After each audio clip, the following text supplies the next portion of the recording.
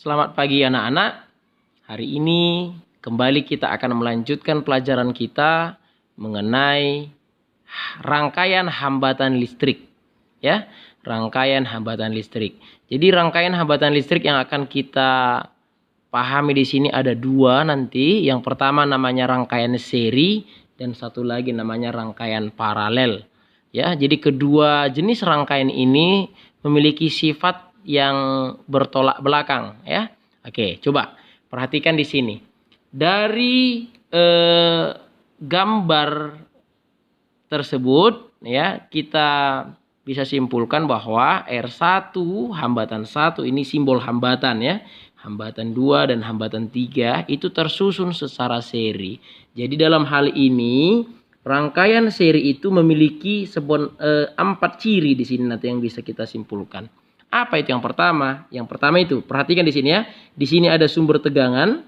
Sumber tegangan ini memiliki beda potensial. Ingat pelajaran kita sebelumnya, ketika ada beda potensial maka terjadi aliran muatan yang kita sebut sebagai kuat arus listrik. Inilah I-nya.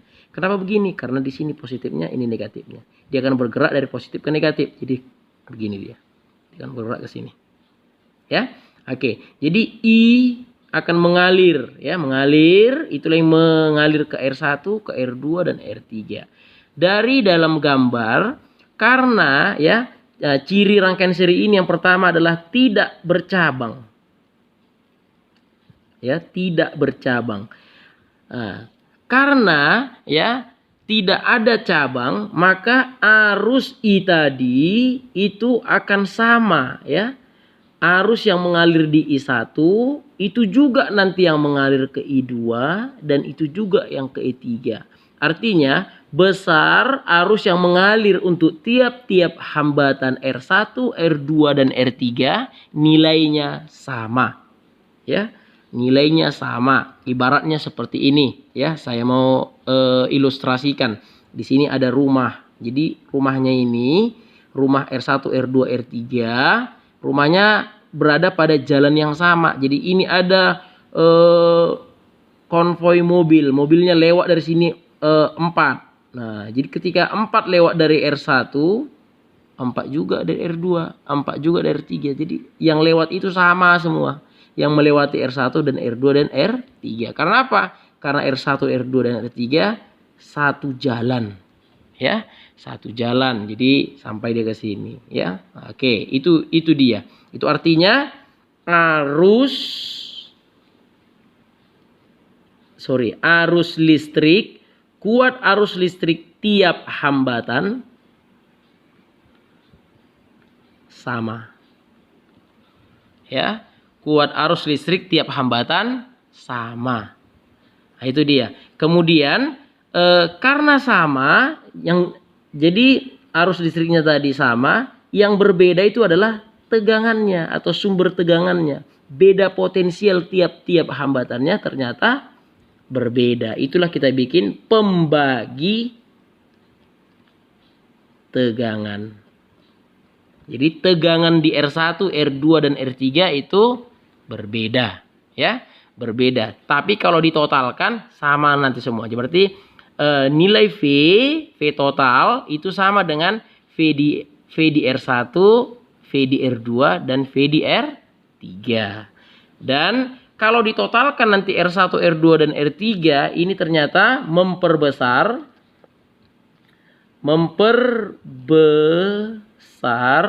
nilai hambatan. Oke, di dalam bukumu, ya, dituliskan bahwa R total kalau dia tersusun secara seri itu nilainya adalah R1 tambah R2 tambah R3 dalam hal ini, ya, karena kebetulan ada 3 di sini. Nah, saya mau buktikan sama kalian bagaimana rumus R yang tersusun secara seri kalau ditotalkan bernilai R1 tambah R2 tambah R3. Dari sini dia. Nah, perhatikan tadi. Dari ciri yang ketiga yang menyatakan dia merupakan pembagi tegangan, ya, berarti V total itu sama dengan V yang di R1 ditambah V di R2 ditambah V di R3. Ya. Nah, dari rumus hukum Ohm yang mengatakan bahwa V itu adalah I dikali R. Kan begitu? Nah, ini juga bikin begitu. I kali R1 tambah I kali R2 tambah I kali R3. Bisa ya? Nah, jadi saya modifikasi lagi di sini. Berarti I kali R total sama dengan I kali R1 tambah R2 tambah R3. Nah, jadi di dalam rangkaian seri tadi saya sudah jelaskan bahwa kuat arus listrik yang mengalir untuk tiap-tiap hambatan itu sama. Berarti I bisa mati. Sehingga dapatlah kita simpulkan bahwa R total itu sama dengan R1 tambah R2 tambah R3. Ya, sering sekali kita buat sini RS.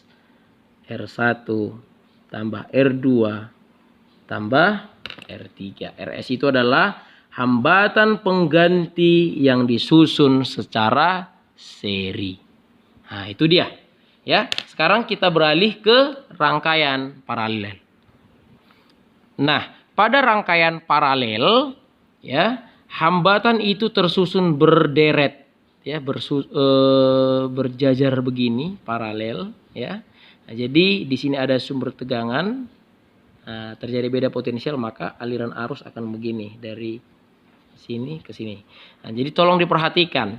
Nah, jadi ciri yang pertama yang kita bisa jumpai pada rangkaian paralel ini adalah yang pertama bercabang. Manalah cabang yang dimaksud, ya?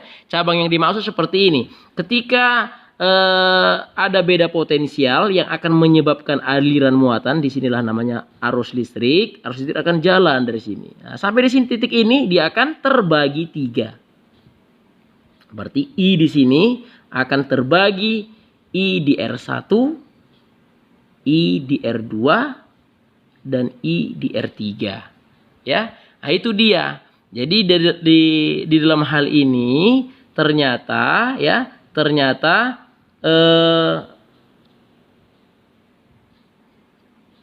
yang bertolak belakang dengan rangkaian seri tadi di sini, kalau di rangkaian seri tadi dia tidak bercabang, kalau rangkaian paralel bercabang. Nah, jadi kalau pada rangkaian seri tadi arus tiap hambatannya sama, di sini yang sama itu tegangannya, ya. Jadi beda potensial tiap hambatan sama. Ya, sedangkan nah di sini dia di sini pembagi arus listrik. Nah, kalau di sana di rangkaian seri tadi pembagi tegangan, ya. Di manalah pembagi arus ini, sini dia. Terbagi dia ke begini. Oke, dan yang nanti yang selanjutnya kita akan mau telusuri di sini nanti memperkecil nilai hambatan. Ya.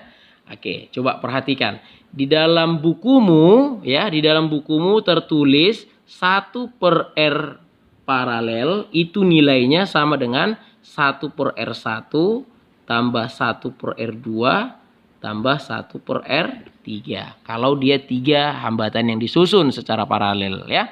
Jadi kalau cuma 2 ya 1/R1 tambah 1/R2. Kalau 4 ya tambahin 1/R1 tambah 1/R2 tambah 1/R3 tambah 1/R4, ya. Nah, tergantung berapa hambatan yang kita susun, ya. Oke, coba perhatikan. Saya akan buktikan dari mana datang rumusnya 1/RP itu sama dengan 1/R1 tambah 1/R2 tambah 1/R3.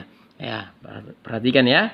Nah, dari sini dari sifat pembagi arus listrik tadi lah, ya. Berarti di sini I total itu sama dengan I di R1 ditambah I di R2 tambah I di R3. Nah, jadi terbagi dia, terbagi. Nah, jadi I berdasarkan hukum Ohm, ya, berdasarkan hukum Ohm itu adalah V per R. Ya, V per R. Berarti V per R1 tambah V per R2 tambah V per R3. Nah, dari sini saya bisa bikin misalnya V kali 1 R total. Bisa ya? Sama kan? Ini sama dengan V kali 1 per R1 tambah 1 per R2 tambah 1 per R3. Bisa dipahami ya? Ini bentuk aljabar ya. Nah, saya modifikasi bentuknya tanpa mengubah nilainya. Jadi akan seperti ini.